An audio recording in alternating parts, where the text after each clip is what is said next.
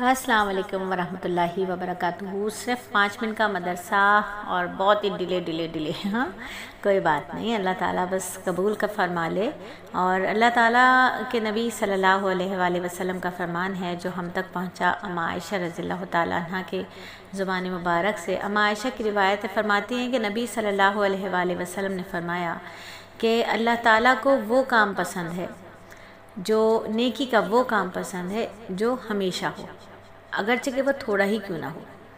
تو تھوڑا ہی پڑھیں گے لیکن روز پڑھیں گے اور مرتے دم تک پڑھیں گے۔ تو دعا دی تھی معلمہ نے، ہماری استانی صاحبہ نے، کہ اللہ رب العزت آپ کو دیر اور دور کے لیے قبول فرمائے۔ مجھے ہمیشہ کہا کرتی تھی کہ اللہ آپ کو زندگی کے آخری سانس تک کے لیے اور دنیا کے آخری کونے تک کے لیے قبول فرما لے۔ اور جب میں آپ بہنوں کے نمبرز دیکھتی ہوں اور آپ لوگوں کی بات سنتی ہوں، آپ کے سلام سنتی ہوں، دنیا کے پتہ نہیں کون سے ممالک سے آپ سلام بھیجتی ہیں، تو یقین آ جاتا ہے کہ واقعی اساتذہ کی دعائیں ان کے طالب علموں کے لیے بہت زیادہ قبول کی جاتی ہیں۔ تو اللہ رب العزت ہم سب کو بہترین طالب علم بنائے۔ سب سے زیادہ یہ دعا کریں کہ اللہ تعالیٰ ہمیں دین کا طالب علم رکھے زندگی کے آخری سانس تک۔ تو سبق تھوڑا سا ڈیلے ضرور ہوا ہے لیکن ختم نہیں ہوا، چھوٹا نہیں، اللہ کا احسان ہے، کام چلتا رہا کنٹینیو، کسی نہ کسی حلقے میں روزانہ سبق جاتا رہا۔ تو آج ہم بات کریں گے 3 ربیع الاول کے سبق کی، اور سب سے پہلے بات صرف 5 منٹ کے مدرسے میں فہم قرآن پر کہ سورہ نساء میں آیت نمبر 69 میں اللہ تعالیٰ فرماتے ہیں انعام یافتہ لوگوں کے ساتھ حشر کیسے ہوگا۔ جو بات اللہ تعالیٰ نے نبی صلی اللہ علیہ وآلہ وسلم کے اطاعت کے لیے فرمائی کہ جو لوگ اللہ تعالیٰ اور اس کے رسول صلی اللہ علیہ وآلہ وسلم کے اطاعت کریں گے تو وہ ان کے ساتھ ہوں گے جن پر اللہ نے انعام نازل فرمایا۔ ٹھیک ہے، تو آیت میں انعام یافتہ لوگوں کا ذکر ہے اور ان سے مراد 4 لوگ ہیں، انبیاء، صدیقین، شہداء اور صالحین، یعنی نیک لوگ۔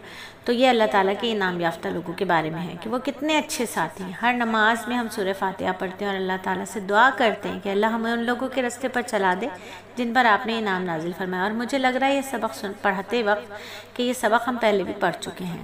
ٹھیک ہے، تو دوبارہ پڑھ لیتے ہیں، کوئی بات نہیں۔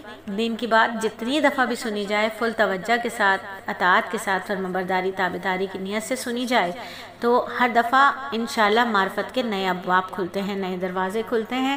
صحابہ رضی اللہ تعالیٰ عنہ اجمعین کا جذبہ اطاعت کیا تھا؟ حدیث میں آتا ہے کہ نبی صلی اللہ علیہ وآلہ وسلم نے ایک آدمی کے ہاتھ میں سونے کی انگوٹھی دیکھی تو آپ صلی اللہ علیہ وآلہ وسلم نے اس کے ہاتھ سے نکال کر پھینک دی، ارشاد فرمایا کتنے تعجب کی بات ہے، تم میں سے کوئی شخص اپنی خواہش سے دوزخ کا انگارہ لے کر اپنے ہاتھ میں پہن لیتا ہے۔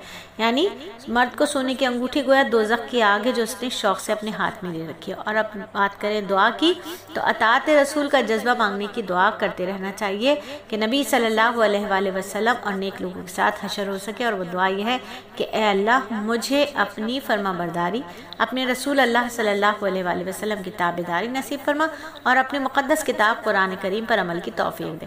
اور اطاعت ہو تو بالکل ایسی ہو۔ صحیح بخاری میں ایک واقعہ ہے کہ ایک مرتبہ ایک صحابی کو نبی صلی اللہ علیہ وسلم ایک جگہ پر بٹھا کر گئے، کہا میرے آنے تک یہاں سے حرکت نہ کرنا۔ آپ صلی اللہ علیہ وآلہ وسلم کافی دیر بعد واپس آئے تو صحابی نے کہا میں آپ کو دیکھنے کے لیے اٹھنا چاہ رہا تھا لیکن آپ کا فرمان یاد آ گیا اور اس کی اطاعت کرتے ہوئے نہ اٹھا۔